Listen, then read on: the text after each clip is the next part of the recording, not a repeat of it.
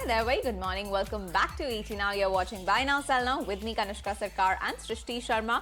This is a show where we'll take all your stock-specific queries. But before we get started, a quick look at how the markets are shaping up at this juncture.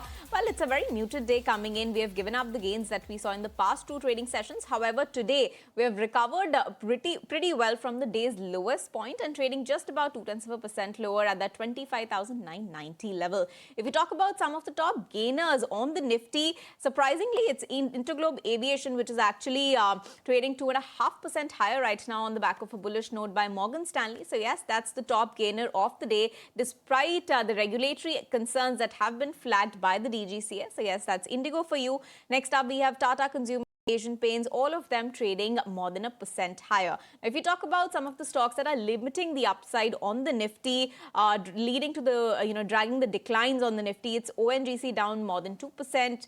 Mahindra & Mahindra, Eicher Motors, JSW Steel, all of them trading more than 1% lower. So yes, that's about some of the top losers. If you talk about Bank Nifty, 130 points of cuts on the Bank Nifty is what we are seeing. 59,250 is the level where the index is trading. So yes, so that's about some of the major indices. Srishti, a very muted day coming in after 2 days of gains that we had seen on Thursday and Friday.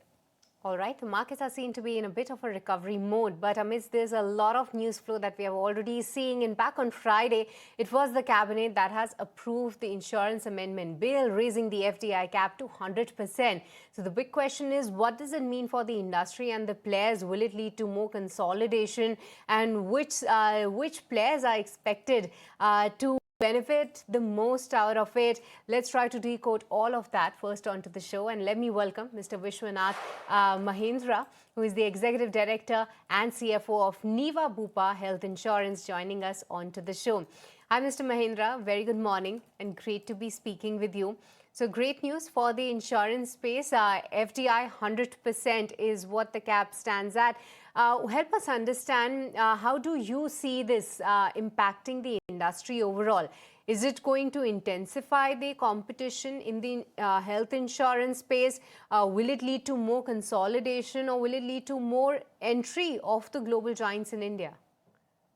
Hi, good morning, and thank you for inviting me.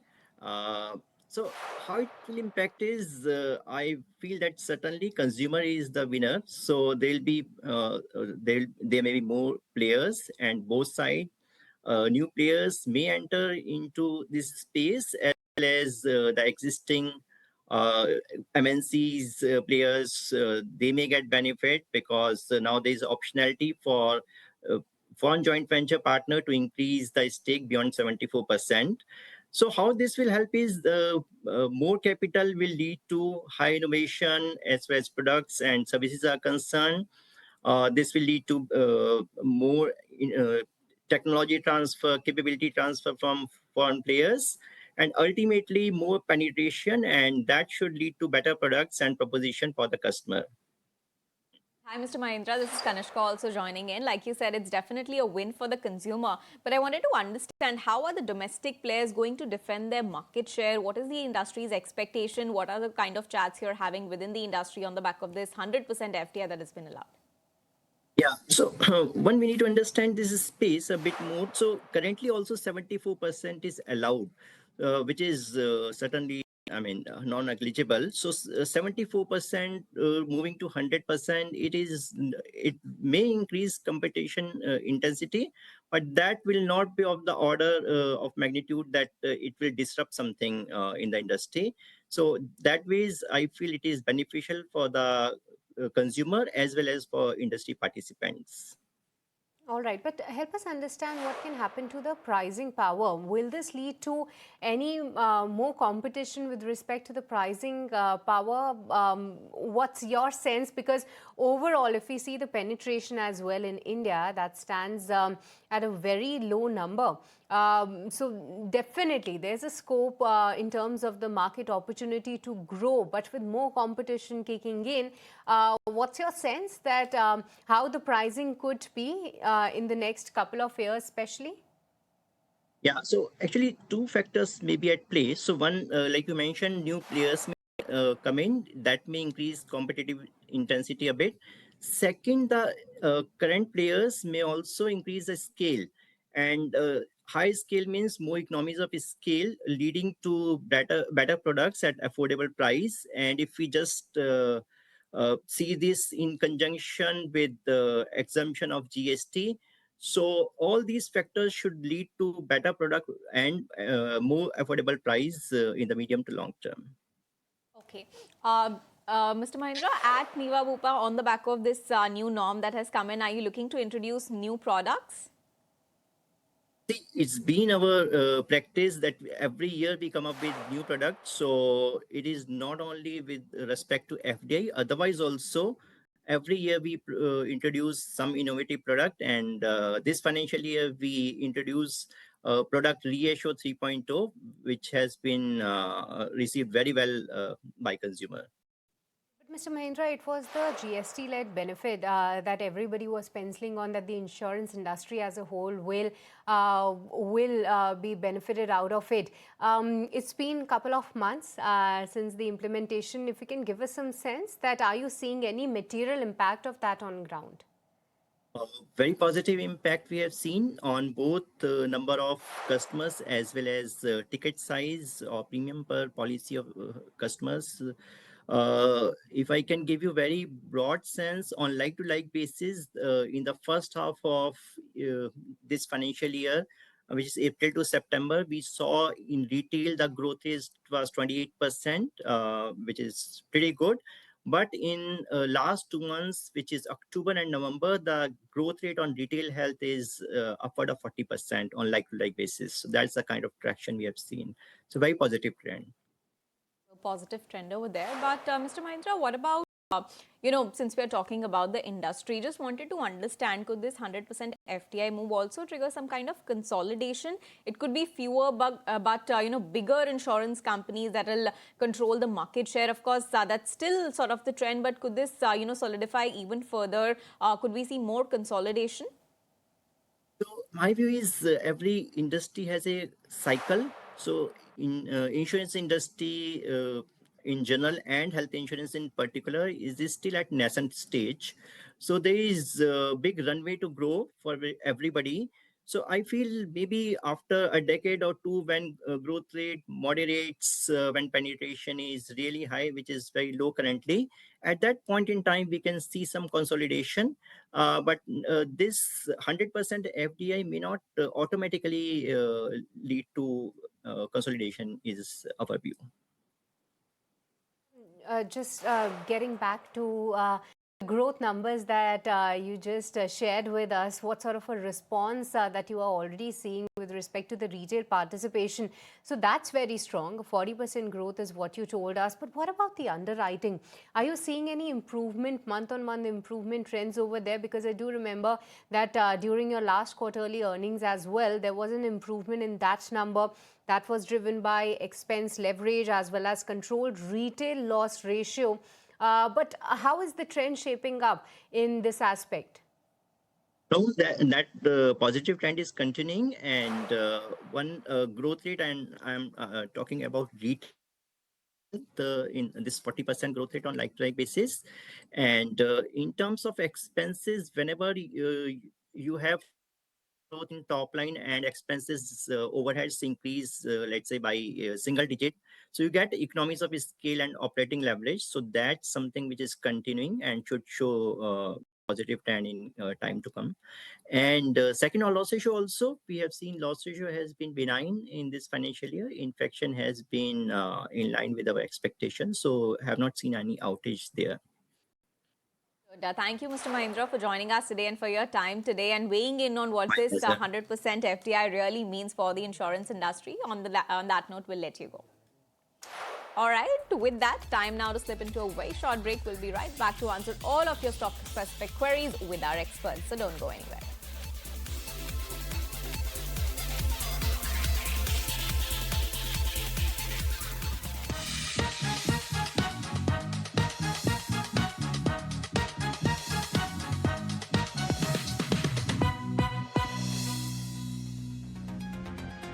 Now with me, Kanushka Sarkar and Srishti Sharma. This is a show where we'll take all your stock-specific queries. So if you haven't sent them, do send all of your queries in. Don't forget to mention your name, your stock, your buying price, and your specific stock query, and also where you're talking from, your location as well. The number is flashing on your screen, so keep sending in all of your queries, and we'll also take phone from all of you. So yes, do keep sending in your queries. And today's experts with us are G. Chokalingam, the founder and head of research at Economics Research, and also Jigar S. Patel, who's the Senior Manager Technical Research Analyst at Anand Rathi Shares and Stock Brokers. Hi, gentlemen. Very good morning. Thank you so much for joining us today. So let's get started with all the queries then. And the first query is coming from K. Guru, who's written to us from Chennai. He says that he wants to buy Tube Investments and Chola Investment for a period of about 2 years at the current price. Mr. Chokalingam, coming to you, what do you think of these stocks? What's the future outlook for a period of 2 years? Do you think the current prices are good to invest right now? Even after correction, stock is still trading at a stretched valuation of around 80 on a trailing basis. But then the stock always commands extraordinary premium. So I would suggest that it's a hold at current price. In case it declines another 5%, 5 to 10%, then it can qualify to be a buy recommendation. All right, so that's the take coming in on Tube Investments. Let's watch out for that. But let me take the next query, and this one is coming in from Vinay from Bangalore. He's writing to us to have the take on Welspun Corporation, holding 55 shares at an average price of 885 rupees. And he's been holding this since the past 4 months. Jigar, hi, very good morning, and help us with your take on Welspun Corporation.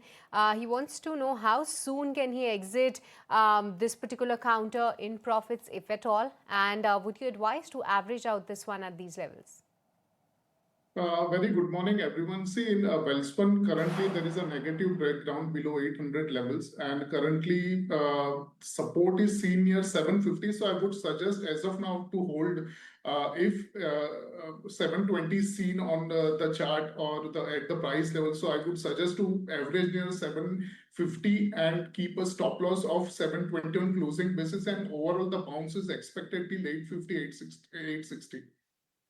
All right, so that's the view on Welspun Corp. But let's move on and get you another query answered. Mr. Chokalingam, this one is coming for you. For Rakesh Gupta, they've written to us from New Delhi. They've bought 100 shares of ABB at a price of 22.49. They want to know what are the prospects of the company. Should they continue to hold, or should they add more at the current levels? Of course, they're sitting with a huge amount of profit right now. Should they continue to hold it? They're a senior citizen. They've written to us from New Delhi. So ABB India, results have been largely muted. We did see a revenue growth this time, but profit took a hit. And also, this is one of those companies which has, continuously been cautiously optimistic, or been concerned about the capex. So what are your prospects? How are you judging the fundamentals of ABB India? Of course, they've been invested for a long time. It seems 22.49 is their buying price. It's a good stock to hold for conservative investors. Definitely, its valuation is stretched, but that has been the case for the stock for decades. So I would give a hold recommendation for medium to long-term investment, considering the positive track record and also recent correction in the stock price. All right, that's the take on ABB India. But Mr. Chokalingam, once again coming to you, because this query is coming in from Ekambra from Hyderabad, and he's holding 50 shares of PNB Housing. His buy price is 782 rupees. Since just on Friday we had that MD and CEO appointment announcement, the stock was quite excited, but the momentum seems to be fizzling out. What's your take here? What should he do? He's already on profit, but will you advise to book some here? One can hold it after today's correction, particularly. It is trading at around 1.1, 1.2 times price to book value, which is very reasonable. Market has acted negatively for the development. It seems market doesn't give too much importance to any corporate where people are promoted within, and they look for any, very strong leadership, branded leadership from outside. This is what I observed in a couple of stocks. But I think PNB Housing has already emerged as an institution. For medium to long-term investment, it's a hold at the current price. All right, so it's a hold at the current price, PNB Housing Finance. But let's move on to another query. This one is coming from Satyaveni, who's written to us from Hyderabad yet again. They need a technical advice on two stocks. One is BSC. They have 190 shares at a price of 2890. And CDSL, 1880 is their buying price. Jigar, what do you think? Any technical levels to watch out for? Any target that you're penciling in? BSE, of course, they are sitting with a loss right now. So what do you suggest? Should they exit at the current levels or should they wait for some time to book some profits? See, on BSE, currently the stock is holding above the support of 2600 and currently it is placed near 2676. So I would suggest to wait and watch as of now. If it comes to 2600, definitely I would suggest to average at that particular level and keep a stop of 2500. And overall, see, once again, I am expecting 3000 levels in BSE. Whereas in CDSL, the chart is placed sideways kind of thing is seen over here around 1500 till 1450. So the consolidation is expected for a few more sessions and overall the support is 1450. So as of now, wait and watch in CDSL. In case if it comes to 1475, then I would definitely advise to add at that particular level and keep a stop loss below 1400 and overall bounce is seen till 1600. All right, so that's the take coming in on CDSL. Let's watch out for that. But next up, we have a live caller with us. Mr. K. Narasimha Reddy is joining us on the phone line. Very good morning, Mr. Reddy. We do have our experts with us. Please go on and ask your query. Mr. Reddy, can you hear us? Yeah. Yes, please go on. Good to be speaking with you. What's your query? Hello.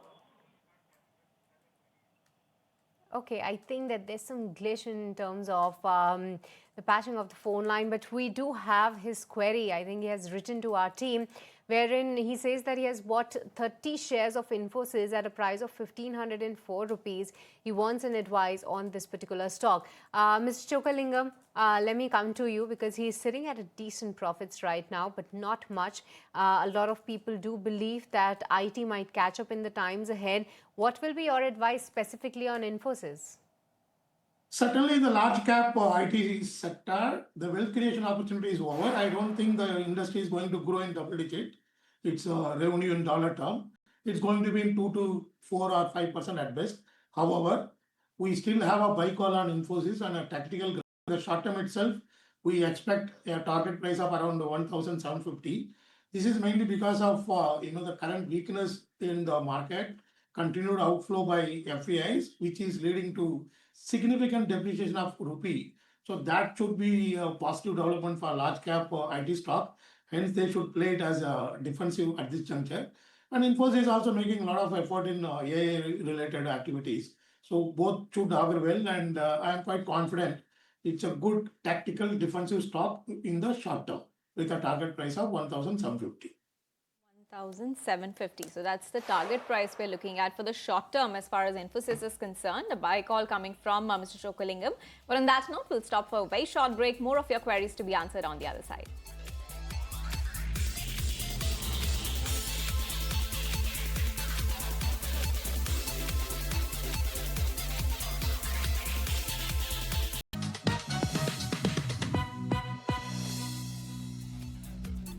Welcome back to Buy Now Sell Now, a show where we get you answers for all your stock-related queries. We do have Jigar as well as Mr. Chokalingam with us, and we are trying to get answers for all your stock-related queries.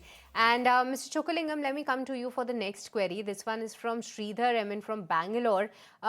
He wants a view on whether it's a good time to add some of the counters like Yes Bank or Anantraj. Yes Bank, of course, we have seen the new investor coming in, but even the stock hasn't done pretty well for itself. But what's your view here, as well as on Anantraj? Good to add?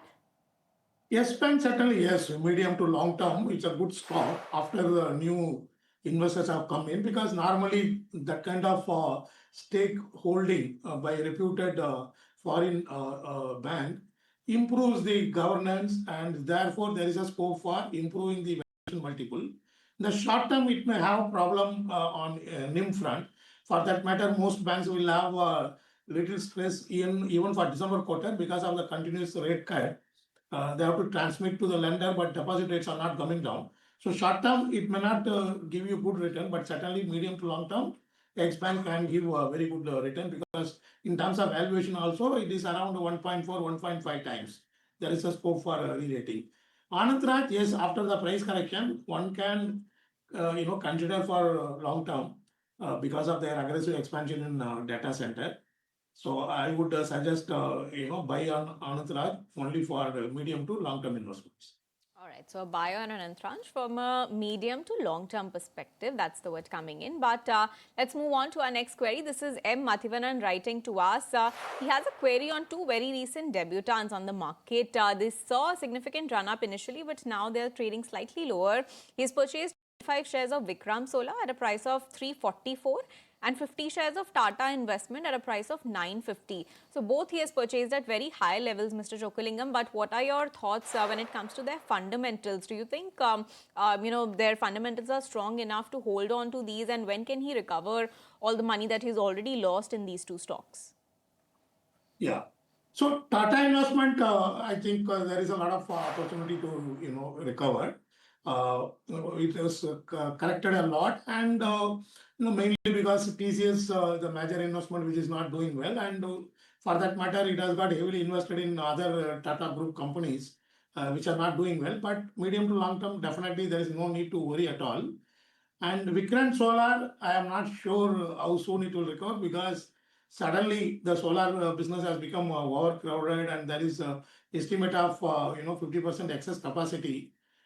Maybe considering this 60 action, one can hold for very long term Vikrant Solar, hoping for some recovery. All right, that's the take on both of these recently listed counters. But Jigar, the next query that I have is coming in from PSN Murthy, writing to us from Vizag. He's holding Raymond's Limited. 70 shares in his portfolio. Buy price is 650 rupees. Is that a hold or exit at these levels? See, Raymond Limited, again, we saw a massive correction, but there is a divergence seen on daily charts. So I would suggest to add at current levels around 455, 450 odd levels and keep a stop loss below 420. And overall upside is seen till 525, 520 within the next 2 to 3 months. Okay, so that's the view on Raymond, but let's move on and answer more of your queries. Another one for you, Jigar. This is Neelam writing from Jaipur. She's making, she says, 17% profit in Hero MotoCorp and 10% in PNB Housing. Which she can hold the stocks to, say, a 1 to 2 month period. She wants to know whether she should book her profit right now or should she hold and book it at a later time. What is the time duration that you would suggest? What are the levels that we should look at? See, first of all, in Hero Moto, again, there is a one-sided move seen since last 3 to 4 months, and currently we face a resistance near 6,200 levels. So any sort of bounce towards 6,200, 6,100, I would suggest to book partial at least 50 to 60% in Hero Moto Corp and wait for a dip till 5,600 where we can see, and again, we may rebuy again at that particular level. All right, so that's the take on both of these counters. But Mr. Chokalingam, the next query is coming in from Satya from Hyderabad. What he's saying is that he's holding 6,600 shares of HDFC Bank at nearly zero cost holding. Believe that he's been a long-term investor in HDFC Bank, and now he's making very handsome profits in this particular counter. But post that, he's looking to book some profits right now and wants your advice. Will that be a wise decision to do and book some profits out here and maybe invest in some of the other counters? And if yes, then which stocks can he go ahead and invest his money? My research view is that, one should have a tilt towards Sensex and Nifty stock at least till end of this month or probably even till end of February, because I believe that small cap and mid cap would continue to be very weak. And this is not the time to sell Sensex Nifty stock, particularly the banking stock. Even a couple of days back, you got the banking credit data, which is still growing in double digit, little above 11%. So there are very few sectors which have continuously double digit business growth. Banking is one of them, and HDFC Bank is a leader. So therefore, considering the fact that I am very optimistic on Sensex Nifty stock in the short term and also on banking sector, I would give a hold recommendation on HDFC Bank. Okay, so whole recommendation on HDFC Bank. But with that, time now to slip into a very short break. We'll be right back to answer more of your queries on the other side of this break.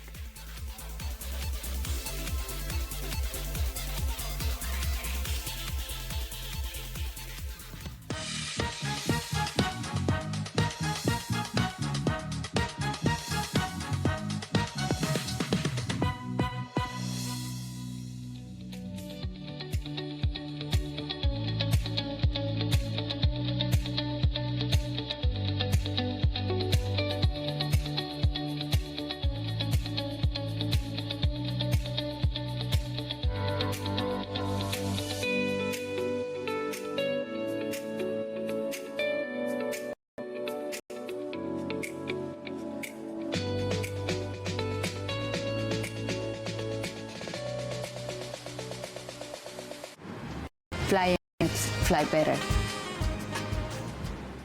Anytime is a good time for multi-asset. Welcome back to Buy Now Sell Now show, where we get you answers for all your stock related queries. And continuing the same, the next query that I have, Jigger, is coming in from Sharmishta Malik from Kolkata. Holding shares of DLF and the buy price is 710 rupees. What's your outlook for DLF for the next 3 months? See, currently on DLF chart, we have been seeing making lower low structure, but currently the stop is placed near the support of 680, 690, which aligns with the previous demand zone. And even there is a bull divergence seen. So I would suggest to add more at current levels, keeping a stop loss of around 660 on daily closing basis. And the bounce and target is expected till 750, 760. The view will be 3 to 4 weeks. So that's the view on DLF, but let's move on and get you another stock. Mr. Chokalingam, this one is you, Reflex Industries. They've bought at a price of 340. They want to know what's the road ahead. If you could just weigh in, they haven't really given us a time frame, but since they are asking what's the road ahead, let's assume it's for a longer time. So what are the fundamentals looking like? Today also the stock has seen quite a bit of a run up. So do you think this kind of uptrend could continue? Are fundamentals strong? I would stay away from this stock after hearing certain news. I mean, I am not sure, whether there is a fact or no. But my point is that we have more than 4,000 small and mid cap stocks, and there are a lot of stocks without, with a clear governance quality. So I would look for opportunities elsewhere and wait for the current outcome to settle down. All right, so that's the take coming in on Reflex Industries. Very volatile moves of late for the company. But Mr. Chokalingam, the next query is specifically for you. Mr. Guru from Chennai, his holding shares of Nesco from a price of 1,255 rupees. What's the future outlook for this particular counter? And along with that, is this a good time to add Shalby? Is his next query. Your view on both of these? Yeah, before giving my research view, I want to say that we have personally invested in both Nesco and Shalby. Therefore, the viewers should take their own view. I am extraordinarily bullish on Nesco. I believe, what I discovered long ago in BSE, it is similar to that in Nesco. Certainly, it cannot give multiple return like BSE, but in terms of my level of conviction, this is my topmost high conviction stock, purely based on my economic understanding. You have a 70-acre land in Mumbai, and data center and demand for office premises are very robust, and the management is extraordinary. In the last 10 years, the capex has grown, but still the cash also grown and the capacity also increased. The most important point is that they are tripling the capacity of realty segment. Even after tripling, according to the management, still the 50% of the total capacity will be available for future expansion. So, and also it's a cash rich company. So therefore, I have a short-term target of 1,800 rupees, but I think, in 3 to 5 years, possibly this stock can give a phenomenal return. Shalby, yes, it's a good stock in terms of enterprise value per operational bed. It is the cheapest stock. But standalone hospital business is doing well, but its subsidiaries are not doing well, just subsidiaries and joint ventures. So it may take much longer. certainly for a medium to long-term investor, Shelby also is one of the most attractive stocks in the hospital business. Okay, so that's the view on Nesco and Shalby. But let's move on and get another stock query answer. This is Subramanian Padmanabhan writing from Chennai. The query is on Indus Towers, Jigger. They've bought it at a price of 286 a few years ago. Of course, they're sitting with a huge amount of profit right now. They want to know, should they accumulate more at the current levels? They've seen significant profit right now. So it's at pretty high level, 410, where the stock is trading, though this year it has seen already 20% upside. It has already seen in 2025. But going forward, do you expect any kind of correction, or are the current levels good to accumulate more? See, in Indus Tower currently on weekly chart, if we see there is a massive resistance near 430, and we have seen this even in June 2025 and even before that. So I would suggest a wait for closing above 430 and then only go and accumulate, because this is a very crucial resistance. If we are, not able to clear this resistance, then definitely we may go and see 390, 395 odd levels. So as of now, you can hold it, but above 430 closing is on weekly chart, we may see some accumulation and overall fresh up move above 430. All right, so that's the take coming in on this particular counter. But with this, gentlemen, we let you go. So good having you on the channel today. Thank you so much, Mr. Chokalingam and Jigar, for taking the time out and speaking with us and helping all our viewers with their stock-related queries. But with this, viewers, now let's put the spotlight on Wakefit Innovation, because after a muted debut for the mattress major Wakefit Innovations, the stock has actually done pretty well in today's trading session. The management believes that there's a huge opportunity in the Indian market for growth. My colleague Anurag Joshi caught up with the CEO and chair Ankit Garg. Let's go across and listen in. Opening, as of today, we have about 135 stores now, live as of today. We plan to open 117 stores in the next 3 years. And these stores are going to be predominantly located in tier 2, tier 3 towns. So the strategy has been widely, first few stores we opened were in the metros, typically Delhi, Bangalore, Mumbai, Pune, Gurgaon. And now eventually then we went to tier 1, like mostly the cities of the capital. Now going forward, we're going to open more in the tier 2 towns, like cities like Mathura, Meerut, Ghaziabad, Kota, cities like that. Right. And there's also a big chunk of the IPO proceeds which will go into general corporate purposes. Give us more color about the likely utilization of those funds. There is not much of a utilization that we're expecting out of those funds, because we are a cash flow generating company. We believe that GCP is generally for anything which, let's say, which is unimaginable happens, something like Corona. I don't know if there is anything that we don't expect or foresee. I think we're going to just keep it for that. Otherwise, there's no use of those funds in our company as on today. Right. What's Wakefit's position on acquisitions and growing through the inorganic way? See, I think we are the company who has looked at what can we bring more to our customers, what more value can be added, and hence over the last 5 years we evaluated more than 65 companies. We speak with them, we try to understand what they bring on the table, whether it's a good team that they have, whether it's a good proposition they have built, or they have large supply chain including factories belong to them. Unfortunately, until now we have not been able to do any of them because of any of the reasons that I mentioned previously, but we are actively looking out for opportunities in the market. If there are ways that we feel that we can create more value for our customers, we would definitely be open to it. But as of